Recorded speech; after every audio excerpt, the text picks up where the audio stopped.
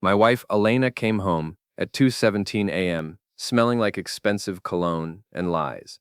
I know because I was sitting in my kitchen chair, nursing a lukewarm beer, and watching the digital clock on the microwave tick away the minutes of our marriage. She thought I was asleep upstairs in our suburban Massachusetts home, probably dreaming about carburetors and oil changes like the simple mechanic she'd married 12 years ago. Nick? Her voice carried that fake sweetness she used when she was about to feed me bullshit. What are you doing up, honey? I turned around slowly, taking in her appearance. Her yoga clothes were pristine, not a drop of sweat on that expensive athletic wear. Her hair was perfect, makeup still intact. Either she'd discovered the world's least strenuous yoga class, or my wife had been stretching something other than her hamstrings. Couldn't sleep, I said, keeping my voice neutral. How was your yoga retreat? Elena's smile flickered for just a second, just long enough for me to catch it. Oh, you know how these weekend intensives are. Very intense. I bet they are. I stood up, my 6-foot frame casting a shadow across our granite countertops. The kitchen suddenly felt smaller. Funny thing though, Elena, I called the retreat center yesterday. They said they haven't had a weekend intensive in over 2 months. The color drained from her face, but she recovered quickly. Too quickly. You called? Nick, that's crazy behavior. Are you checking up on me now? Should I be? She laughed, but it sounded hollow in our silent house. This is ridiculous. I'm going to bed. Elena? She stopped at the kitchen doorway. Where were you really? When she turned around, something had changed in her expression. The mask was slipping, and underneath it was someone I didn't recognize. Someone cold. You want to know the truth, Nick? Fine. I hired a private investigator to follow you 3 months ago. I was sure you were cheating on me with that little secretary at your garage. Turns out you're just as boring as I thought. Every night at Murphy's Tavern, every weekend working on cars. God, Nick, when did you become so predictable? The accusation hit me like a punch to the gut, but not for the reason she expected. She'd hired a PI to follow me while she was out screwing around. The audacity was breathtaking. So where were you tonight, Elena? With friends. Adult friends who don't spend their evenings talking about transmission fluid. She stormed upstairs, leaving me alone in the kitchen with my thoughts and a growing certainty that my marriage was over. But I'm not the kind of man who goes down without a fight. If Elena wanted to play games, she'd picked the wrong mechanic to mess with. The next morning, I called Vince Russo, the private investigator Elena had mentioned. If he was good enough for her, he was good enough for me. Vince's office was exactly what you'd expect from a 60-year-old ex-cop who'd seen too much of the world's ugliness. Cigarette smoke hung in the air like fog, and his desk was buried under case files and empty coffee cups. So your wife hired me to tail you, and now you want me to tail her? Vince leaned back in his chair, which creaked ominously under his weight. I gotta say, Nick, this is a first. Is that a problem? Not for me, but it might be for your bank account. Surveillance ain't cheap. I slid $500 across his desk. Will that cover a week? Vince's eyebrows went up. A mechanic with cash to burn. Either you're very good at fixing cars, or you've been planning this for a while. Let's just say I've been saving for a rainy day, and it looks like storm clouds are gathering. 3 days later, Vince called me at the garage. You're gonna want to see these pictures, Nick, but maybe not on an empty stomach. We met at Murphy's Tavern, the dive bar where I'd been spending my evenings according to Elena's PI report. Vince slid a manila envelope across the scarred wooden table. Your wife's been busy, he said. Real busy. The first photo showed Elena walking into the Marriott downtown with a man I recognized immediately, Chad Vincent, owner of Blackstone Motors, the flashy used car dealership across town. Chad was everything I wasn't. Smooth, wealthy, and completely without moral boundaries. The second photo was taken through a hotel room window. Elena and Chad were locked in an embrace that left no doubt about the nature of their relationship. There's more, Vince said quietly. The rest of the photos documented a pattern. Elena and Chad at restaurants, at his dealership after hours, at a cabin outside town. The final photo was a close-up of Elena's car parked at the cabin, her yoga mat visible in the back seat. Looks like she's been getting her exercise after all, Vince said with dark humor. I studied each photo carefully, feeling something cold and hard forming in my chest. Not heartbreak, that would come later. This was something else. Something that felt like the moment before you throw a punch. How long? I asked. Based on what I've seen, at least 6 months. Maybe longer. 6 months. Half a year of lies, of coming home to my bed after being in his. Half a year of me working 60-hour weeks to pay for the house and the car and the lifestyle while she played house with Chad Vincent. There's something else, Nick. Vince pulled out his phone and showed me a text message thread. I managed to get these off her phone when she left it at the yoga studio. The messages were between Elena and Chad, and they made my blood run cold. Elena. He's getting suspicious. We need to be more careful. Chad. Or we could stop sneaking around. You could just leave him. Elena. It's not that simple. Nick's not smart, but he's stubborn. He won't make it easy. Then we make it easy for him. I know people who can help with that. What do you mean? Let me worry about it. Your husband won't be a problem much longer. I read the messages twice, then handed the phone back to Vince. When were these sent? Yesterday. So while I was lying awake wondering if my marriage could be saved, my wife and her lover were discussing ways to get rid of me. The cold thing in my chest grew larger, spreading through my veins like ice water. What are you thinking, Nick? Vince asked. I finished my beer and stood up. I'm thinking it's time Chad Vincent learned what happens when you mess with a mechanic's tools. My garage, Harper's Auto Repair, sits on the wrong side of town, like a middle finger pointed at all the fancy dealerships with their shiny showrooms and slick salesmen. It's not much to look at. Concrete floors stained with decades of oil, fluorescent lights that flicker when it rains, and the persistent smell of motor oil and hard work. But it's mine, and it's where I do my best thinking. Andy Morrison, my 22-year-old apprentice, was already under the hood of a '98 Camaro when I arrived Monday morning. The kid had talent and loyalty, two qualities that were apparently rarer than I'd thought. Morning, boss, Andy called out, his voice muffled by the engine compartment. This Camaro's got a weird knock in the engine. Sounds like a rod bearing, I finished. Pull the oil pan and check the connecting rods. Andy's head popped up, grease smudged across his cheek. How'd you know that without even listening? 20 years of experience, kid. 20 years of listening to engines tell me their problems. I grabbed my coveralls from the hook by the office door. Speaking of problems, I need to ask you something. Shoot, how good are you at keeping your mouth shut? Andy straightened up, suddenly serious. Depends on what we're talking about. I looked around the garage, making sure we were alone. We're talking about Elena. Ah, shit. Andy wiped his hands on a rag. I was wondering when you'd figure it out. You knew. Nick, half the town knows. She's not exactly subtle about it. Last week, Mrs. Patterson from the diner saw her and Chad Vincent making out in his Mercedes behind the grocery store, in broad daylight. The humiliation burned in my throat. And nobody thought to tell me? Would you have believed us? Guys like Chad Vincent, they're smooth talkers. They make guys like us look like idiots. I figured you'd have to see it for yourself. Andy was right, and that made it worse. I'd been the last to know. The clueless husband working late while his wife played around with the town's biggest sleazeball. So what's the plan? Andy asked. The plan is to show Chad Vincent that mechanics know how to fix more than just engines. We know how to break things too. That afternoon, I drove past Blackstone Motors 3 times, studying the layout. Chad's dealership was everything mine wasn't. Gleaming showroom, perfectly manicured lot, and prices that would make a working man weep. Chad's personal car, a pristine black Jaguar XF, sat in its reserved spot like a trophy. I parked across the street and called the dealership. Blackstone Motors, this is Carla speaking. Hi Carla, this is Nick Harper from Harper's Auto Repair. Is Chad available? Oh, hi Nick. Chad's actually out for the afternoon. Can I take a message? Perfect. Just tell him I called about that transmission work he mentioned. I'll try him tomorrow. Chad had never mentioned any transmission work, but Carla didn't know that. More importantly, I now knew Chad wouldn't be back today. At 6 p.m., when the dealership closed, I watched from my truck as the last employee left. Chad's Jaguar sat alone in the lot like a sitting duck. Breaking into the lot wasn't hard. The fence was more for show than security. Getting to Chad's car was even easier. The man was so arrogant, he didn't even lock it.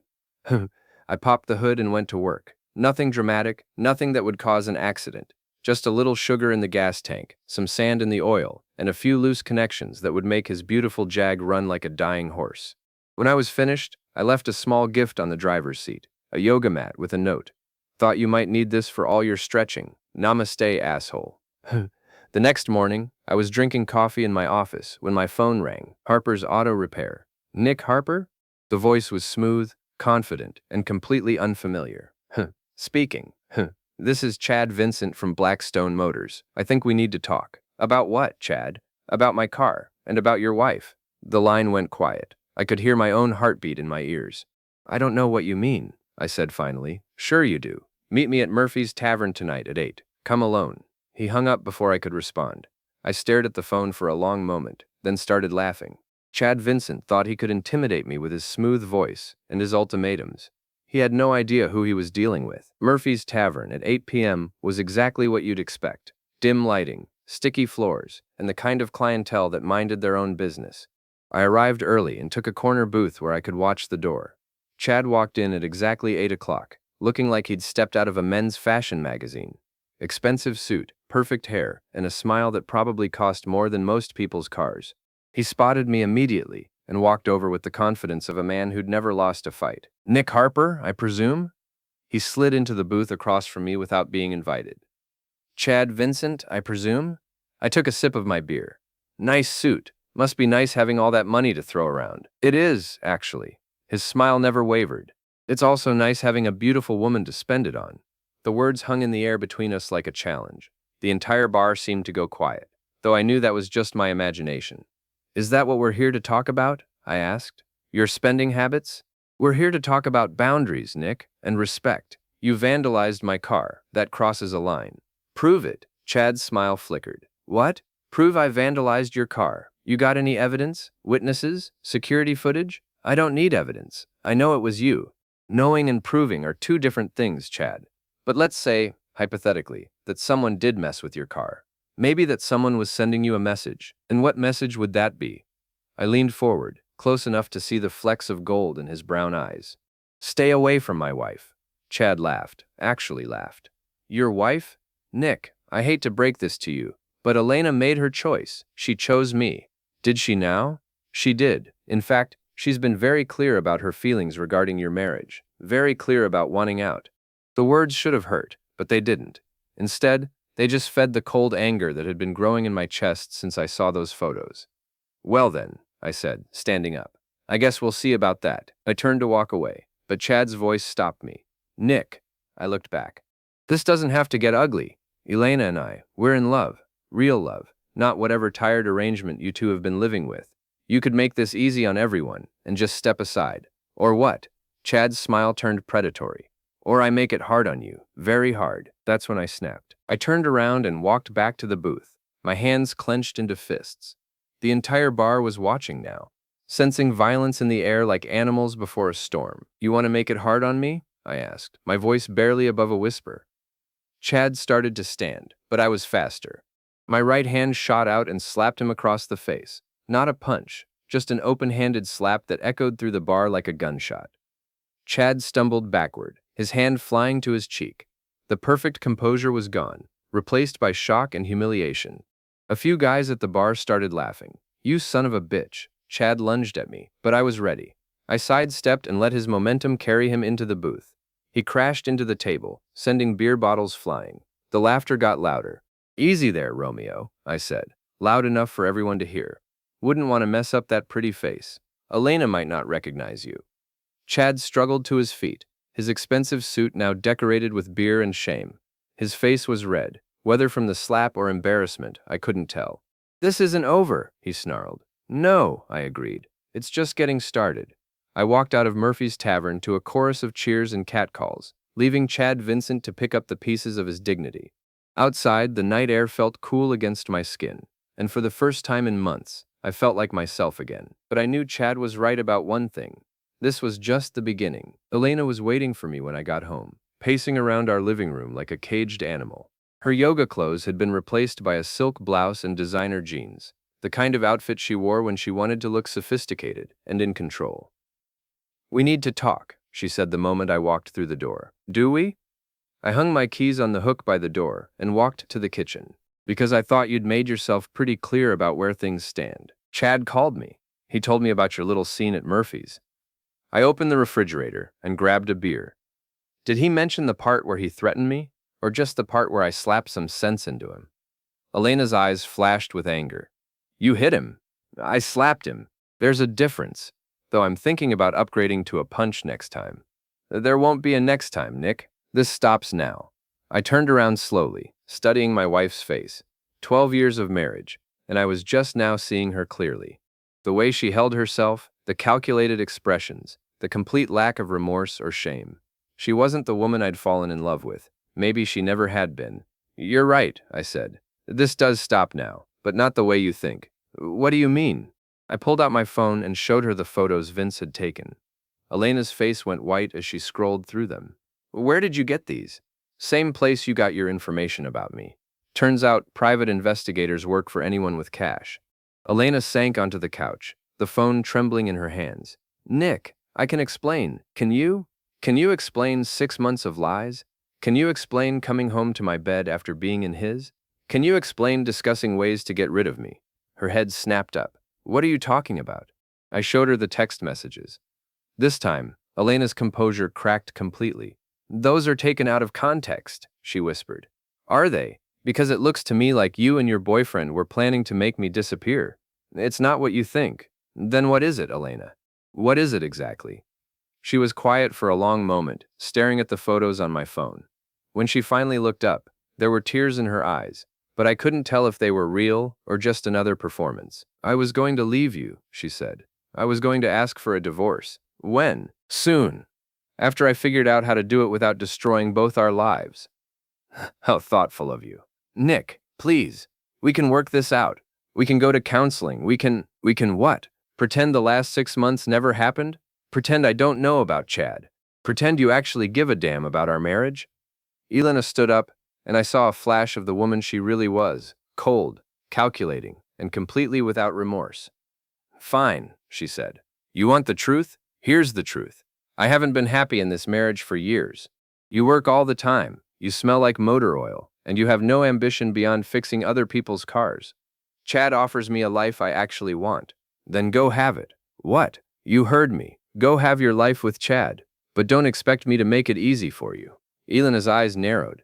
What does that mean? It means this house is in both our names. It means our bank accounts are joint. It means if you want out, you're going to have to fight for it. You can't stop me from leaving, Nick. No, but I can make sure you leave with nothing. I walked upstairs, leaving Elena alone in the living room. Behind me, I heard her calling Chad, her voice high and panicked. Good, let her panic. Let them both panic. The next morning, I drove to the bank and moved half of our joint savings into a separate account. It was perfectly legal. The money was as much mine as hers. Then I called a lawyer, a real shark named Patricia Williams, who had a reputation for destroying cheating spouses in divorce court. Mr. Harper, Patricia said after I'd shown her the photos and text messages. Your wife has made several critical errors. The adultery, the planning, the threats. It all works in your favor. What are my options? Many. We can file for divorce on grounds of adultery, which in Massachusetts can affect property division and alimony. We can also pursue a restraining order based on those text messages about making you disappear. I don't want a restraining order. I want something better. Patricia raised an eyebrow. Such as, I want them to destroy themselves, and I think I know how to make that happen. That afternoon, I paid a visit to Ricky Martinez at Murphy's Tavern. Ricky was the kind of guy who knew everyone's business and wasn't shy about sharing it. He was also the unofficial town crier. Anything you told Ricky would be common knowledge within 24 hours. Nick, Ricky called out when I walked in. Heard you gave Chad Vincent a love tap last night. About time somebody knocked that pretty boy down a peg. Just defending my honor, I said, taking a seat at the bar. Your honor? What'd he do? Insult your transmission work? Something like that. I ordered a beer and leaned closer to Ricky. Can I tell you something in confidence? Ricky's eyes lit up. Nothing made him happier than being trusted with a secret, especially one he could share later. Sure, Nick. What's going on? I found out Elena's been cheating on me, with Chad Vincent. Ricky's jaw dropped. No shit. You're Elena. My Elena. Been going on for months, apparently. They've been meeting at that cabin outside town, the one Chad rents for his fishing trips. Jesus, Nick. I'm sorry, man. That's rough. The worst part, I heard from a friend at the bank that Chad's been having some financial troubles. Apparently, he's been using the dealership's money to pay for his extracurricular activities. Hotels, dinners, gifts for married women. None of this was true, but Ricky didn't know that. And by tomorrow, neither would the rest of the town. That's fraud, isn't it? Ricky asked. If it's true, yeah, but who knows? Maybe it's just rumors. I finished my beer and left, knowing that by closing time, half the town would know about Chad's alleged financial improprieties and Elena's affair. Small towns are like echo chambers. Rumors bounce around until they become indistinguishable from facts. My phone rang as I was driving home. It was Vince. Nick, you need to see this. Can you meet me at my office? 20 minutes later, I was sitting across from Vince's cluttered desk while he showed me a video on his laptop. I set up a camera at the yoga studio like you asked, he said. Figured if your wife was using yoga as her cover story, she might slip up there. The video showed Elena and Chad in what appeared to be a private yoga session after hours, except they weren't doing any yoga poses, I recognized. They were doing things that would make a porn star blush. Jesus Christ, I muttered.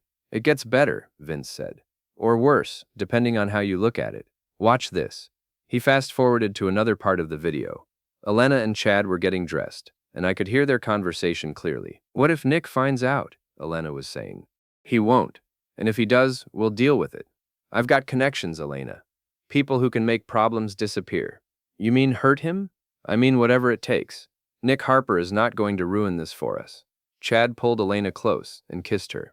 Besides, who's going to believe a grease monkey over a successful businessman? I felt something snap inside my chest. Not break, snap, like a rubber band stretched too far. Can you make copies of this? I asked Vince. Already done. What are you planning? I'm planning to show Chad Vincent what happens when you underestimate a grease monkey. And that night, I uploaded the yoga studio video to a dozen anonymous email accounts. Then I sent copies to Chad's wife, his business partners, the local newspaper, and every yoga instructor in town.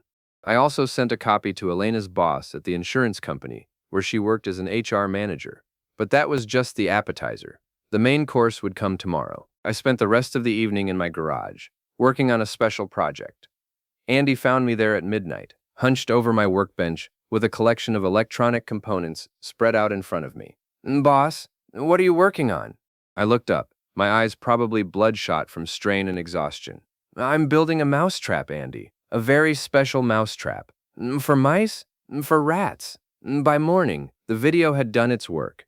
My phone started ringing at 6 a.m. Reporters, neighbors, even my mother-in-law calling to ask if the rumors were true. I let them all go to voicemail. Elena's phone, on the other hand, never stopped ringing. I could hear her upstairs, alternating between angry whispers and full-blown shouting matches. Chad's wife had apparently seen the video. So had Elena's boss. So had half the town. At 8 a.m., Elena came downstairs, looking like she'd aged 10 years overnight. Her perfect hair was disheveled, her makeup smeared, and her hands were shaking. You did this, she said. It wasn't a question. Did what? You know what. The video, the emails, all of it. I poured myself a cup of coffee and sat down at the kitchen table. I have no idea what you're talking about. Don't lie to me, Nick. I know it was you. Prove it. Elena slammed her hand on the table, making the coffee cup jump. My boss put me on administrative leave pending an investigation into my conduct. Chad's wife is filing for divorce. The whole town is talking about us. Sounds rough. This is your fault. I looked up at my wife, soon-to-be ex-wife, and felt nothing but cold satisfaction. No, Elena, this is your fault. You made the choices. You had the affair. You got caught. I just made sure everyone knew about it. You're destroying my life. I'm returning the favor. Elena stared at me for a long moment, her chest heaving with rage and desperation. Then she pulled out her phone and made a call. Chad, it's me. We need to talk, now. She hung up and looked at me with pure hatred. This isn't over. No, I agreed. It's not. After Elena left, I called Andy and told him to meet me at the garage. We had work to do. What kind of work? Andy asked when he arrived. I showed him the electronic device I'd been building the night before. It looked like a small radio transmitter with a battery pack and an antenna. What is it? It's a broadcasting device. Very simple, very effective. You attach it to any audio/video system, and it can override the signal and broadcast whatever you want. Andy's eyes widened. That's illegal, isn't it? Probably. Good thing we're not going to use it for anything illegal. We're not. Nope. We're just going to use it to make sure Chad Vincent gets the public humiliation he deserves. I explained my plan to Andy, and his initial concern gave way to grudging admiration. Boss, that's either brilliant or completely insane. Maybe both. That afternoon, I drove to Blackstone Motors and parked across the street. Chad's Jaguar was back in its spot, apparently repaired from my earlier sabotage. The dealership looked busy, potential customers walking around the lot, salesmen in cheap suits trying to make deals. I called the dealership from my cell phone. Blackstone Motors, this is Carla. Hi Carla, this is Nick Harper again. Is Chad available now? Oh, hi Nick. Actually, Chad's been trying to reach you. He said something about meeting to discuss a business proposition. A business proposition? That's what he said. He seemed pretty excited about it. Want me to transfer you? No, that's okay. Tell him I'll come by around 5 after you close. Will do. I hung up and smiled. Chad wanted to meet? Perfect. I'd give him a meeting he'd never forget. At 4:30, I watched the last customer leave Blackstone Motors. At 4:45, the salesman started heading home. At 5 o'clock, only Chad's Jaguar and Carla's Honda remained in the lot. I waited until Carla left, then drove around to the back of the dealership. The rear entrance was unlocked. Either Chad was expecting me, or he was more careless than I'd thought. I found him in his office, sitting behind a massive mahogany desk that probably cost more than most people made in a month. He looked up when I walked in, and I was surprised to see that he was smiling. Nick, thanks for coming. Please, have a seat. I remained standing. What do you want, Chad? I want to make you an offer, a very generous offer. I'm listening. Chad leaned back in his leather chair, his fingers steepled in front of him. This situation we're in, it's gotten out of hand. Elena and I never meant for things to go this far. You mean you never meant to get caught? Fair enough. But we did get caught, and now we're all paying the price. Elena's lost her job. My wife is filing for divorce, and you're the laughing stock of the town. Am I? Come on, Nick.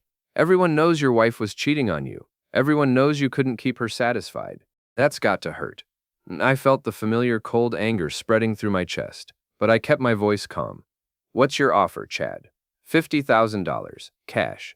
You give Elena an uncontested divorce. You stop spreading rumors about my business, and we all move on with our lives. 50,000? That's more than you make in a year at that garage of yours. I pretended to consider it.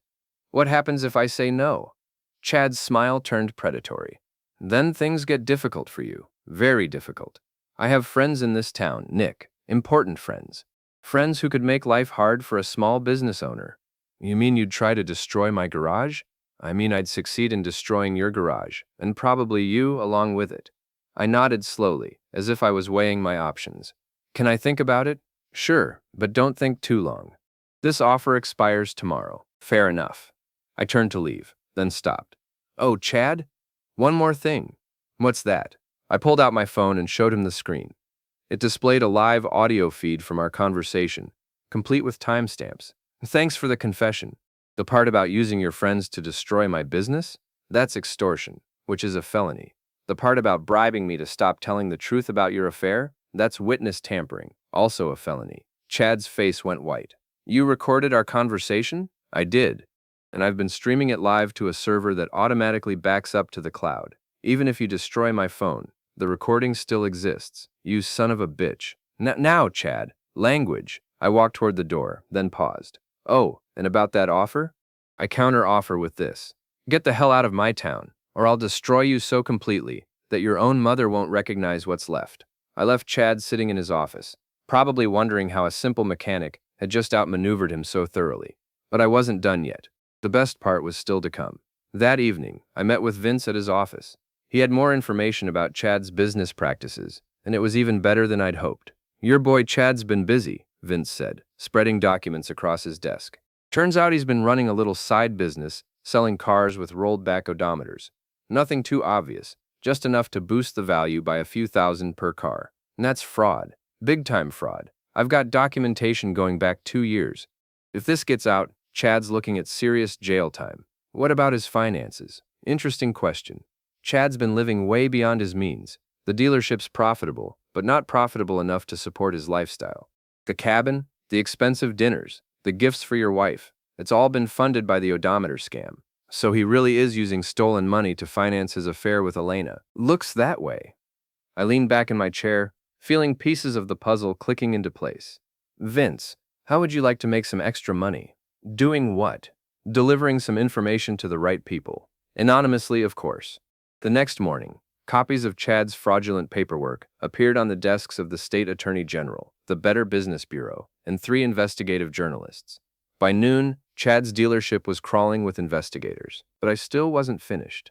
That afternoon, I put the final phase of my plan into motion. Using my broadcasting device, I hacked into the dealership's showroom TV system.